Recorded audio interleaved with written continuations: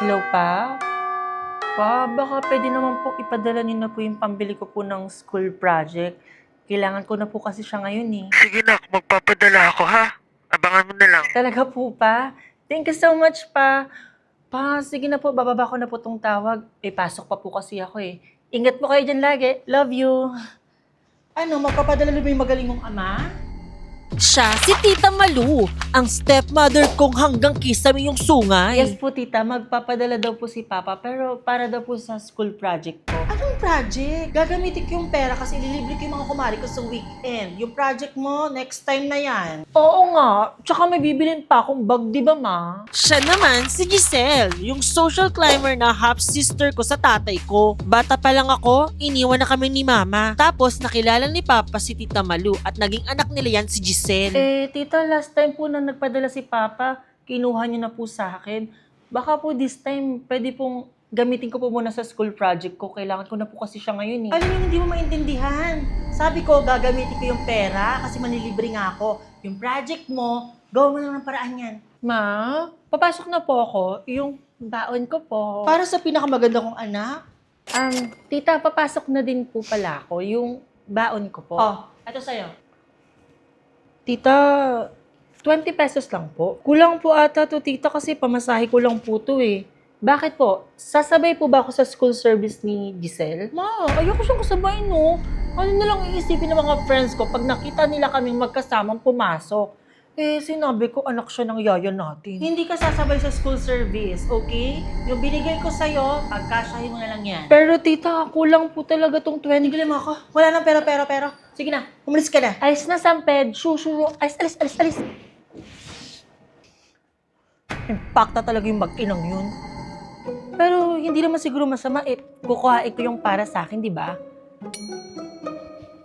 Ma, baka pwedeng dagdagan mo yung baon ko. Magka-coffee shop kasi kami ng mga friends ko mamaya eh. Magkano ba na? Wait, may pera ako dito. Alam ko may 1K pa ako dito eh. Mabalo kayo kakahanap. Saan yung 1K ko? Ba't nawawala sa bag ko? Saan na yun? Ay ma, baka ninakaw ni Cheska.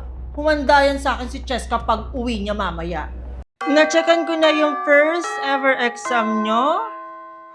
And gusto ko lang batiin yung kaisa-isang estudyante na naka-perfect sa exam. Sino kaya? Galing naman niya. Sino siya? Si Linda Walker? Congratulations!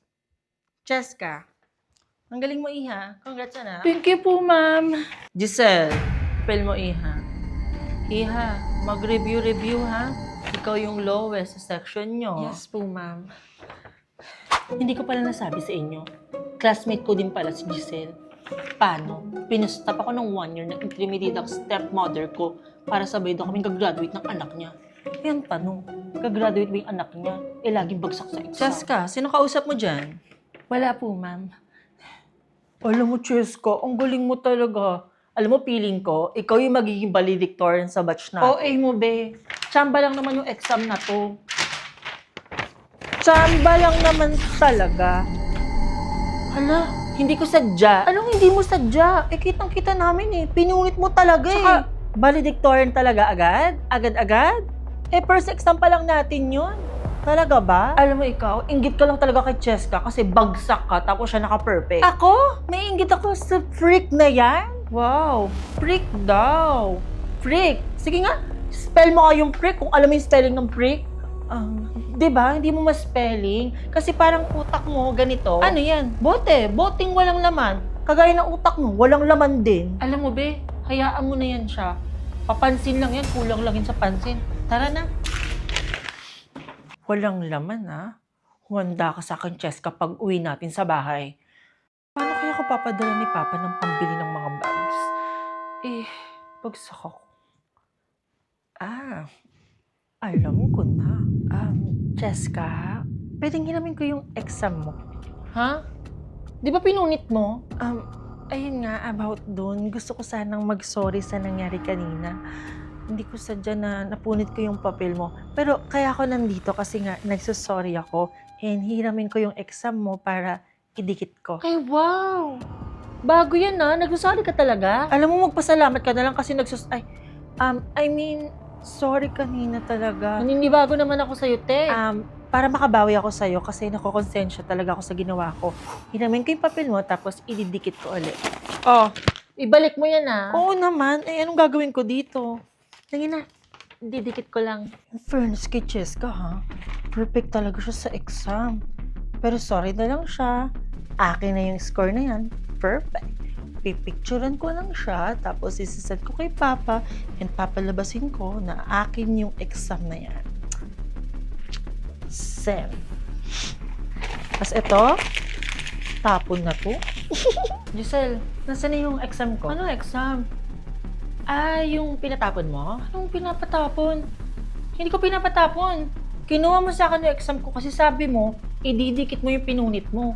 Nasaan na? Wala akong maalala eh. Sorry. Ang tanga ko din eh. Naniwala talaga ako sa demonyetang yan. Napaka-uto ko talaga. Manda ka sa akin. Congrats, Nak. Ang galing mo dun, ha? Nakita ko yung sinan mong exam sa papa mo. Perfect. Galing. Manang-mana ka sa akin. Oo nga, ma. Alam mo ba, sabi ni Papa, papadala niya daw ako ng pera para mabili ko daw lahat ng bag na gusto ko. Ikaw naka-perfect sa exam? Imposible. Ako yung naka-perfect sa exam natin. Ikaw yung lowest sa buong classroom natin. Hoy, anong sinasabi mong lowest yung anak ko? Perfect nga siya. Kitang-kita ako sa exam na sinend niya sa papa niya.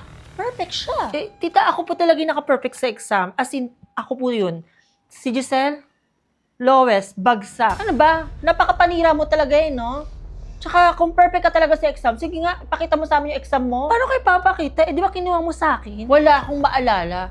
Tsaka pwede ba, huwag mong sirain yung celebration namin ni Mama. Epal mo eh. Pwede naman po natin tawagin yung teacher po namin para i-prove na ako yung naka-perfect sa exam, si Giselle yung lowest sa buong classroom, di ba? Alam mo, tama ka. Tawagan na lang natin yung teacher nyo para magkaalaman. May number ako noon. Ay ma, baka busy na po yung teacher namin, baka nagpapahinga na yun. Kasi ito, napakapapansinin to eh. Pati ibang tao, idadamay mo, no? Pati yung teacher natin, idadamay mo sa kasinungalingan mo. Oh, bakit ayaw mo? Ayan, nagiring na. Ay ma, wait lang ma. Hi, ma'am. Mother po to ni Giselle. Gusto ko lang po kamustahin yung result ng exam ng anak ko kanina. Kamusta po siya, ma'am? Ma'am, tama po ba? Perfect yung exam ng anak kong si Giselle. Naku, misis, nagkakamali po kayo. Bagsak po yung anak niyo pong si Giselle. Ay ma'am, baka nagkakamali lang po kayo. Hindi po, misis. Bagsak po talaga si Giselle. Ang totoo po niyan, ang naka-perfect po sa exam is yung estudyante kong si Cheska. Ang totoo po niyan, misis, siya ang pinakamababa sa exam lagi. Sana po matutukan niyo po Ganun siya. po ba ma'am? Sige po. Thank you po. Sabi ko naman po sa inyo, tita nagsisinungaling lang po si Giselle. Hindi po siya naka-perfect kasi ako po talaga naka-perfect sa exam kasi bagsak po siya. Ano naman kung nagsinungaling ako? Exam lang naman yun. Tsaka kaya ko lang naman sinabi kay Papa na mataas yung exam ko para maging masaya siya sa ibang bansa. Hindi siya mag-alala sa atin and maging happy siya doon habang nagtatrabaho. Oo nga. Concern lang talaga si Giselle sa tatay nyo, kaya niya nagawa yun. Yes, ma. Concern lang talaga ako kay Papa. Concern? Kaya mo lang naman sila yung perfect kong exam kay Papa para makapanghingi ng pangluho mo. Ano ba? Huwag kang ma. Sige. Isa na lang natin kay Papa yung totoong result ng exam mo. Tapos sabihin natin, ako yung naka-perfect, bagsak ka. Tignan na lang natin kung magpadala ng pera si Papa sa'yo. No! Bakit? Natatakot ka? Hayaan mo na, ang mahalaga, masaya yung papa mo na alam ng perfect si Giselle sa exam niya. Yun yung mahalaga. Maging happy? Saan? Sa kasinungalingan ni Giselle? Ano ba? Tumigil ka na. Alam mo, mabuti pa, gawin mo, hugasan mo yung mga plato sa kusina tapos magluto ka na para makakain na tayo. Oh, anong tinatayo-tayo mo dyan? Sige na, magluto ka na doon. Baka di kita papasukin bukas, kakaganyan mo. Visit talaga yung mag-inang yan. Alam nyo, may araw din kayo sa akin. OMG, mamaya na pala yung deadline ng essay namin, wala pa akong gawa. Wait, laptop to ni Cheska ha? Ay, baka may gawa na siya. Hala, oo nga no. Feeling ko, akin na tong essay mo. Okay, kakopy ko lang to. Tapos isisend ko sa email ni ma'am. And then, akin na tong mismong essay mo. Magkapatid naman kami kaya hindi naman siguro masama to. And yung sa'yo, i-delete ko na to para wala ka nang ipasa. Ba't nakasarado yung laptop ko? Nandito yung essay ko. Di pa ako tapos. Ha? Bakit na-delete yung essay ko? Sino nag-delete? Control Z. Ay, ayan. Okay na. Kala ko na-delete na yun. Wait, save ko lang. And then, send. Oras na. Ay, papasok na ako. Okay na naman to eh. Tapos na akong mag-check ng essay nyo na sinend nyo sa email ko. And may isang essay akong nagustuhan, kaya binigyan ko ng 100 points. Kasi may problema. 2 tao yung nagpasa ng essay. Copy-paste na copy-paste, duplicate na duplicate. Sino ba yung totoong gumawa ng essay at sino yung nangopya lang? Cheska and Giselle, sino sa inyong dalawa ang nangopya? Pala na-delete yung essay ko sa bahay. Ikaw pala nag-delete? Kinopya pa talaga. Ay ma'am, baka si Cheska po yung nangopya. Bakit ako? Ma'am, imposibleng ako po yung nangopya. Ako po yung kinopyahan, ma'am. Sure po ako doon. Siya yung nangopya. Essay ko po talaga yon. Sige nga, kung ikaw talagang gumawa ng essay na kiniklaim mong sa'yo, anong laman at content ng essay na yon? Okay, Giselle. Sige, ano ang laman ng essay? Ma'am? Wait lang po. Nakalimutan ko po kasi, Nakalimutan? Imposible. Sarili mong essay, hindi mo alam yung laman. Baka naman kasi, kinopya mo lang sa akin. Kinapi-paste, baka nga pati pangalan ko kinopya mo eh. Giselle, iha, wag na natin pahabain. Alam kong ikaw yung nangopya. Kasi kahit yung pangalan ni Cheska sa file, hindi mo pinalitan. Iha, I'm so disappointed with you. Kailangan ko makausap yung parents mo sa Monday. Okay?